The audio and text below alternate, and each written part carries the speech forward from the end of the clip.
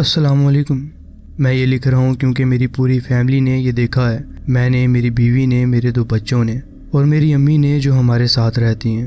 5 لوگ، 5 الگ وقت، 5 الگ تجربے، اور سب ایک ہی چیز کی طرف اشارہ کرتے ہیں۔ میرا نام طارق ہے، گجرانوالہ میں رہتا ہوں۔ یہ 2021 کی بات ہے۔ گھر ہمارا پرانا تھا، دادا کا بنایا ہوا تھا، 30 سال سے زیادہ پرانا، اور ہم کئی سالوں سے وہیں رہ رہے تھے۔ کوئی نیا گھر نہیں، کوئی نیا محلہ نہیں، وہی گھر جہاں میں پیدا ہوا، جہاں میرے بچے پیدا ہوئے۔ اور اس گھر میں اکتوبر 2021 میں کچھ شروع ہوا جو آج تک نہیں بھولتے ہم۔ پہلی چیز میری امی کے ساتھ ہوئی۔ وہ 70 سال کی ہیں، نماز پڑھتی ہیں، کافی وقت سے اس گھر میں ہیں، سالوں سے۔ ایک صبح فجر کے بعد وہ کچن میں گئیں چائے بنانے، واپس آئیں تو کہا، رات کو کوئی میرے کمرے میں آیا تھا۔ ہم سب نے سنا مگر زیادہ دھیان نہیں دیا۔ بوڑھی عمر تھی، خواب آتے ہیں، نیند ہلکی ہو جاتی ہے کبھی کبھی۔ میری بیوی نے پوچھا، کیا مطلب آیا تھا؟ کسی نے میرا کمبل سیدھا کیا، امی نے کہا یہ۔ میں سوتی ہوں تو کمبل ادھر ادھر ہو جاتا ہے، صبح سیدھا تھا، بالکل میرے اوپر۔ یہ چھوٹی بات تھی، اتنی چھوٹی کہ ہنس کے چھوڑ دی۔ دوسری چیز 3 دن بعد نہید کے ساتھ ہوئی، میری بیوی۔ وہ کچن میں تھی، کھانا بنا رہی تھی، شیلف سے مسالے اٹھانے لگی، اور جس شیلف پر چیزیں سیدھی رکھی تھیں، ایک چیز زمین پر تھی، نمک کا ڈبہ، سیدھا زمین پر، ٹوٹا ہوا نہیں تھا، بکھرا ہوا نہیں تھا، نمک سیدھا تھا، جیسے کسی نے ہاتھ سے رکھا ہو اسے۔ اس نے مجھے بتایا شام کو۔ میں نے کہا گر گیا ہوگا ہوا سے، یا کسی بچے نے رکھ دیا ہوگا۔ کچن میں کھڑکی بند تھی، مگر یہی کہا میں نے کہ کسی کی حرکت ہو گئی ہے۔ تیسری رات، اور یہ وہ رات تھی جہاں سے سب کچھ شروع ہوا، اصل واقعات۔ میں اور نہید اپنے کمرے میں سو رہے تھے۔ رات کے قریب 2 بجے میری آنکھ کھلی، کوئی وجہ نہیں تھی، بس کھل گئی آنکھ۔ کمرے میں خاموشی تھی، پنکھا چل رہا تھا، نہید میرے ساتھ سو رہی تھی، سب نارمل تھا۔ پھر کمرے کے کونے سے ایک آواز آئی، ایک دھیمی اور ایک عجیب سی آواز، جیسے کوئی چیز زمین پر کھینچی جا رہی ہو، بہت دھیمی مگر صاف۔ میں نے سر اٹھایا، کونے کی طرف دیکھا اور اندھیرا تھا وہاں، کچھ دکھا نہیں۔ آواز رک گئی، میں واپس لیٹ گیا اور آنکھیں بند کر لیں۔ پھر بالکل میرے کان کے پاس سانس کی آواز آئی، جیسے کسی نے سانس لیا ہو، اتنی قریب کہ جسم ایک دم سے سرد ہو گیا۔ سانس گہری، دھیمی، بالکل میرے کان کے برابر تھی، جیسے کوئی میرے بالکل پاس لیٹا ہو، بالکل میرے پاس جھکا ہو جیسے۔ میں نے آنکھیں کھول دی اور سیدھا اوپر دیکھا تو کچھ نہیں تھا وہاں پر۔ سائیڈ میں دیکھا، نہید تھی، اپنی جگہ، اپنی سانس کی ردم میں۔ یہ سانس اس کی نہیں تھی جو میرے پاس سے آئی تھی۔ میں نے ایک دم کروٹ بدلی، کان سے دور، اور جسم سیدھا کر لیا۔ سانس ابھی بھی تھی مگر دوسرے کان کے پاس، اب وہ دوسری طرف سے آ رہی تھی، جیسے وہ ساتھ چل رہی ہو۔ میں نے نہید کو جگایا، اس کی آنکھیں کھلیں۔ اس نے پوچھا مجھ سے کیا ہوا۔ میں نے اسے کہا سنو، دھیرے سے۔ ہم دونوں خاموش رہے کافی دیر تک۔ نہید نے میرے ہاتھ پکڑے اور اتنی زور سے کہ درد ہوا مجھے۔ اس نے بھی سانس سنی تھی۔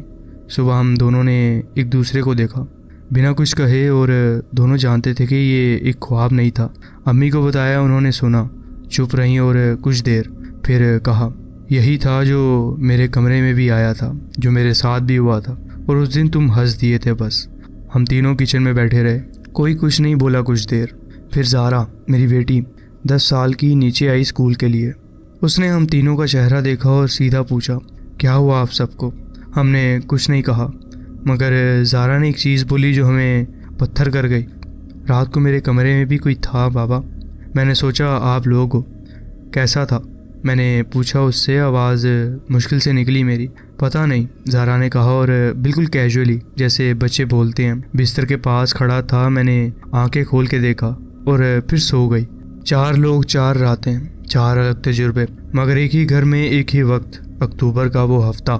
دوسرا بیٹا حماد 7 سال کا، وہ ابھی بھی کچھ ایسا ویسا نہیں بولا تھا۔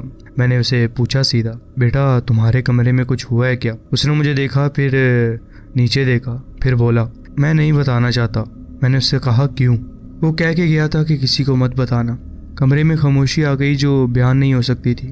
کون کہہ کے گیا تھا؟ میں نے اس سے پوچھا، آواز کانپ رہی تھی میری۔ حماد نے کچھ نہیں کہا اور صرف رونے لگ گیا۔ حماد روتا رہا۔ میں نے اسے گود میں لیا۔ وہ 7 سال کا تھا، چھوٹا تھا، اور اس کا رونا وہ رونا نہیں تھا جو بچے اکثر کرتے ہیں۔ یہ وہ رونا تھا جو اندر سے آتا ہے جب کوئی چیز سمجھ نہیں آتی مگر ڈر لگتا ہے۔ بیٹا بتا دو، میں نے کہا، کوئی تمہیں کچھ نہیں کہے گا۔ اس نے کافی دیر بعد بتایا مجھے۔ رات کو ایک آدمی تھا میرے کمرے میں، لمبا تھا، بالکل کونے میں کھڑا ہوا تھا۔ میں نے پوچھا کون ہو آپ؟ اس نے کہا تمہارا دوست ہوں، کسی کو مت بتانا۔ نعیم نے میرے ہاتھ پکڑ لیے اتنی زور سے کہ نشان پڑ گئے۔ پھر کیا ہوا؟ میں نے اس سے پوچھا۔ پھر وہ چلا گیا اور حماد نے کہا مگر روز آتا ہے، روز وہی چیز کہتا ہے، روز آتا ہے۔ یہ سن کے جو فیل ہوا میں بیان نہیں کر سکتا آپ لوگوں کو۔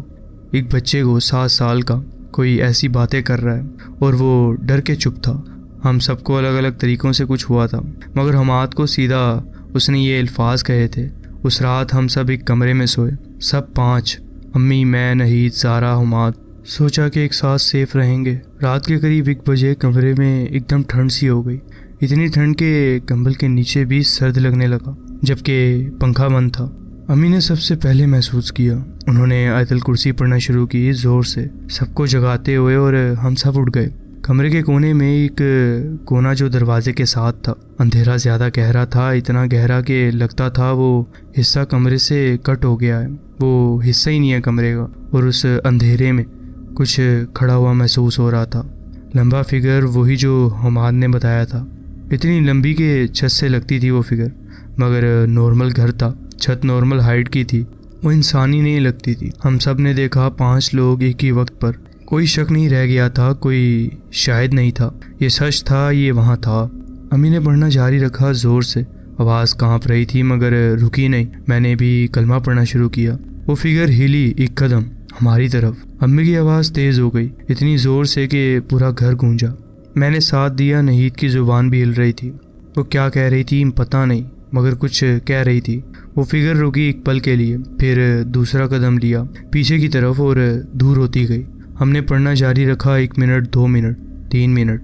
وقت کا ہوش نہیں تھا، صرف یہ تھا کہ رک نہیں سکتے تھے ہم، کیونکہ جانتے تھے کہ رکنے کا مطلب کیا ہوگا۔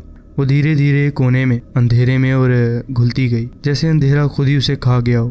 میں نے اس دن ایک عالم صاحب کو بلایا، گلی کے قریب ہی رہتے تھے، جانے مانے عالم تھے۔ انہوں نے پورا گھر دیکھا، ہر کمرہ، ہر کونا، کافی وقت لیا، پھر کہا یہ چیز پرانی ہے، گھر میں نہیں ہے، زمین میں، بہت سالوں سے ہے۔ زمین میں کیسے؟ میں نے ان سے پوچھا۔ یہ زمین کسی وقت میں کسی اور کام کے لیے تھی۔ انہوں نے کہا دادا کے زمانے سے پہلے، تم لوگوں کو نہیں پتا ہوگا مگر زمین یاد رکھتی ہے۔ یہ سن کے دادا یاد آئے۔ انہوں نے یہ گھر خریدا تھا، بنایا نہیں تھا شروع سے، زمین پہلے سے تھی، کسی اور کی تھی۔ عالم صاحب نے کام کیا گھر میں اور ہر کمرے میں، کافی دنوں تک روزانہ آتے رہے، آیتیں پڑھی اور پانی کا دم کیا، ہر جگہ اور ہر کونے میں۔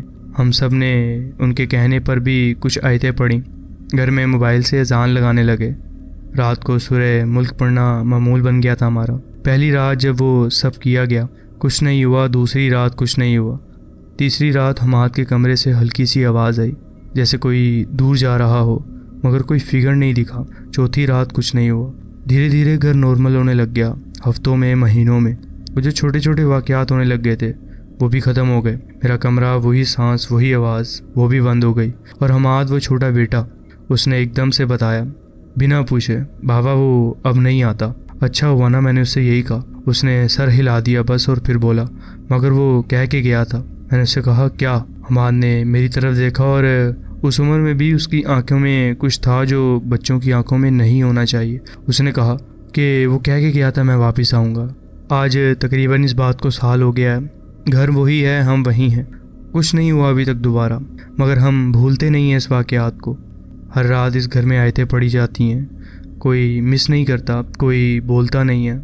یہ ضرورت بن گئی ہے، فرق نہیں پڑتا، پڑھنی چاہیے۔ امی کہتی ہیں جب تک ہم یاد رکھیں گے وہ نہیں آئے گا۔ میں یقین کرنا چاہتا ہوں اس بات پر، مگر کبھی کبھی رات کو بالکل خاموشی میں جاگ جاتا ہوں بنا وجہ کے، اور کان لگاتا ہوں۔ کچھ نہیں ہوتا ابھی تک، کچھ ہوا تو نہیں ایسا، مگر حماد کی وہ بات یاد آتی ہے کہ میں واپس آؤں گا۔ خیر، یہ تھا میرا ایک واقعہ جو میں آپ کے ساتھ شیئر کرنا چاہتا تھا۔ جی بہت شکریہ، آپ نے اپنی کہانی ہمارے ساتھ شیئر کی۔ بڑھتے ہیں اپنی نیکسٹ اسٹوری کی طرف۔ السلام علیکم۔ میری فیملی کا ایک پرانا، خوبصورت لیکن ہمیشہ سے تھوڑا سا پرسرار گھر رہا ہے، جو کراچی کے کلفٹن کے سمندر کے کنارے پر ہے۔ یہ گھر سمندر کے بالکل قریب اس طرح تھا کہ جب رات کو لہروں کی آوازیں آتی تھیں تو ہمیں اس کی گونج کمروں تک محسوس ہوتی تھی۔ ہواؤں کا جھونکا ہمیشہ نمکین تھا اور اس گھر کی ایک عجیب سی شناخت تھی۔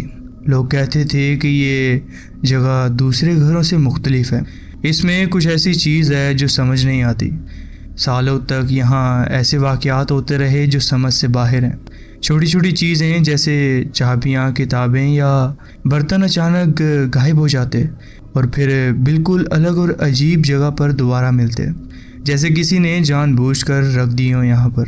کبھی کبھی دروازے خود بخود زور سے کھل جاتے یا بند ہو جاتے، ایسا لگتا جیسے کوئی نظر نہ آنے والی قوت انہیں ہلا رہی ہو۔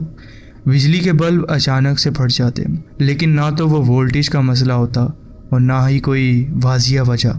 مجھے ہمیشہ یہ محسوس ہوتا تھا کہ اس سب کے پیچھے میرے مرحوم دادا کی روح ہے، کیونکہ میں چھوٹا تھا اور ان چیزوں پر شاید اس وقت یقین کرتا تھا۔ ان کو یہ گھر کافی پسند تھا۔ جب بھی ہم کلفٹن کی طرف جاتے تھے وہ ہمیشہ یہاں رک کر لمحے گزارتے، اپنے دوست بلواتے یا تو بس مندر کی طرف دیکھتے رہتے اور سوچتے رہتے۔ ان کا زیادہ وقت اسی گھر میں گزرا تھا اور ان کی وفات کے بعد مجھے اکثر لگتا تھا کہ شاید وہ اب بھی اس جگہ کا حصہ ہیں، جیسے ان کا دل یہاں ہی اٹکا ہوا ہو۔ لیکن جب بھی میں یہ باتیں گھر والوں سے کرتا وہ مسکرا کر اسے میری ذہنی سوچ یا بس پرانے گھر کی عجیب حرکتیں کہہ کر ٹال دیتے تھے۔ ان کے لیے یہ سب ایک پرانے گھر کی خاصیت تھی، لیکن میرے لیے یہ اکثر دل کو ہلانے والے واقعات تھے۔ بہت عرصے تک مجھے لگتا تھا کہ میں اکیلا ہوں جو یہ سب محسوس کر رہا ہوں، جیسے کوئی چھپی ہوئی دنیا صرف مجھے دکھائی دیتی ہو اور کسی کو نہیں۔ مگر یہ سب تب بدل گیا جب ایک گرمی کے موسم میں میرے والد نے ڈیسائیڈ کیا کہ گھر کی پرانی دیواریں اور سٹرکچر تھوڑا مضبوط کروایا جائے۔ انہوں نے ایک ٹھیکیدار بلایا جو پرانے گھروں کی مرمت کا ماہر تھا۔ اس دن میں وہاں نہیں تھا، لیکن بعد میں جو باتیں پہنچی وہ پوری فیملی کے لیے حیران کر دینے والی تھی۔ ٹھیکیدار نے جو دیکھا، جو محسوس کیا، اس نے سب کے تصورات ہلا دیے۔ فیملی کا رویہ بدل گیا اور مجھے پہلی بار لگا کہ شاید میں سچ میں اکیلا نہیں تھا۔ ٹھیکیدار نے میرے والد کو بہت گھبراہٹ اور پریشانی کے ساتھ فون کیا۔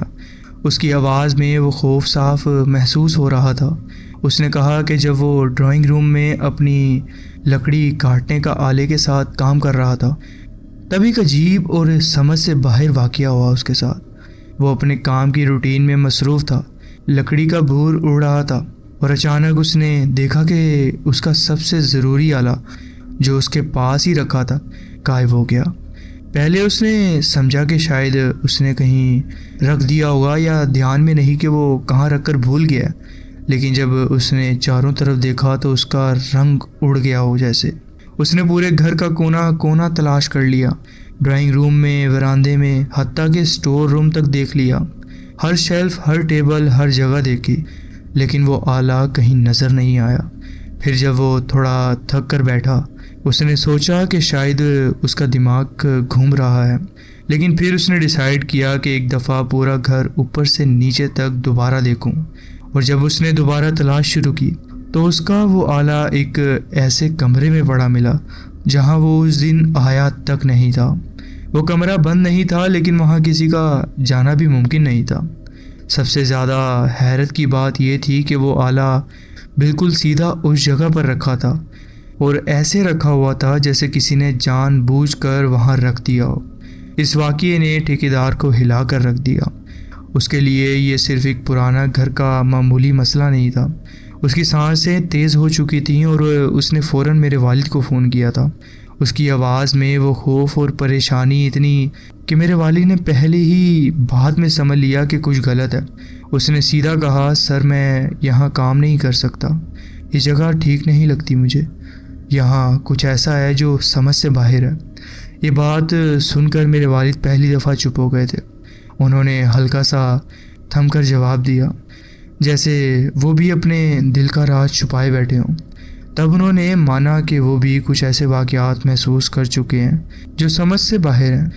دروازوں کا خود سے کھلنا، بلب کا پھٹنا اور چیزیں غائب ہو کر الگ جگہ ملنا، یہ سب انہوں نے خود محسوس کیا ہے، لیکن کبھی کھلی آنکھوں سے ایکسیپٹ نہیں کیا۔ ٹھیکیدار کے لفظوں نے ان کے ذہن کا دروازہ کھول دیا ہو جیسے، اور پہلی دفعہ پورے گھر کے لیے یہ راز کھلنے لگا کہ شاید اس جگہ میں واقعی کچھ اور بھی ہے جو ہمیں دکھائی نہیں دیتا۔ مجھے اس دن سچ میں بہت حیرانی ہوئی جب میرے والد نے پہلی دفعہ کھلے الفاظ میں یہ بات قبول کی کہ کلفٹن کے اس سمندری گھر میں سالوں سے عجیب اور سمجھ نہ آنے والے واقعات ہوتے رہے ہیں۔ ان کا لہجہ سنجیدہ تھا اس وقت، جیسے وہ کوئی بہت پرانی بات اپنے دل سے نکال رہے ہوں۔ انہوں نے کہا کہ وہ ہمیشہ اس لیے چپ رہے کیونکہ وہ نہیں چاہتے تھے کہ اس سے فیملی کو کوئی پریشانی ہو، یا وہ گھبرا جائیں، یا کسی پر اننیسیسری خوف طاری ہو۔ وہ نہیں چاہتے تھے کہ لوگ انہیں پاگل سمجھیں یا بے وقوف سمجھیں۔ وہ ایک پریکٹیکل انسان تھے، اور ان کے لیے یہ تصور بھی عجیب تھا کہ لوگ ان کی باتوں پر ہنس دیں یا سمجھے کہ وہ بس کہانیاں سنا رہے ہیں ہمیں۔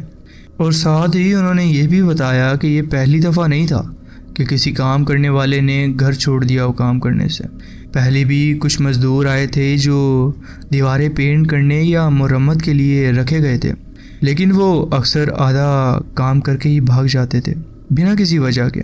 کچھ نے بہانے بنائے کہ انہیں دوسرا پروجیکٹ مل گیا اچھا، لیکن بعد میں ان کے الفاظ سے لگتا تھا کہ وہ یہاں کسی عجیب بے چینی یا ڈر سے گزرے ہیں۔